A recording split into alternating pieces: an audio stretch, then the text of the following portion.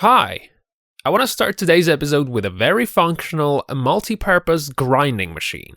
I'm pretty sure a lot of you guys will find this thing to be very useful and handy. Now, the body is made of a profile pipe and laminated plywood. The drive unit is a 1.5 kilowatt induction motor.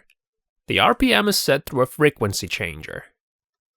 To make things more convenient, the whole thing is set on 4 caster wheels with stoppers. It's got a grinding drum, which is useful when you work with curvilinear components.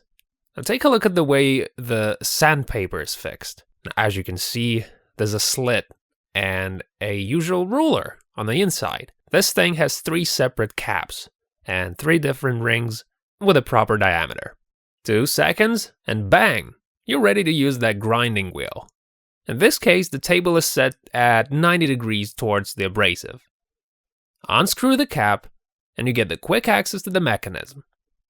You can plug in a vacuum cleaner if you want. It makes the process more tidy. Okay, the next thing I want to show you is a great supplement to an electric jigsaw. A lot of these things can often go askew. Well, there's a way out. This pad should do the trick. As you can see, it really does. And here's a little something to help you fix all sorts of small parts. You can work with it whichever way you find it more comfortable. You can use a piece of plywood, or you can use a clamp for that matter.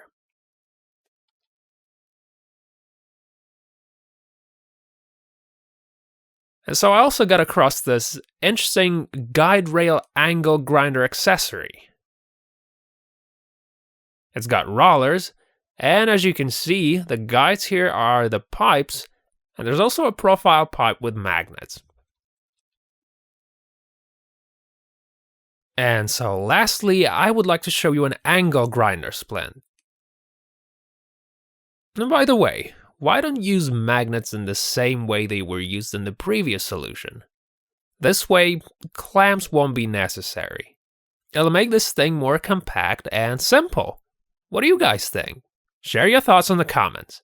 And that's all for now. We'll see you in the next episode.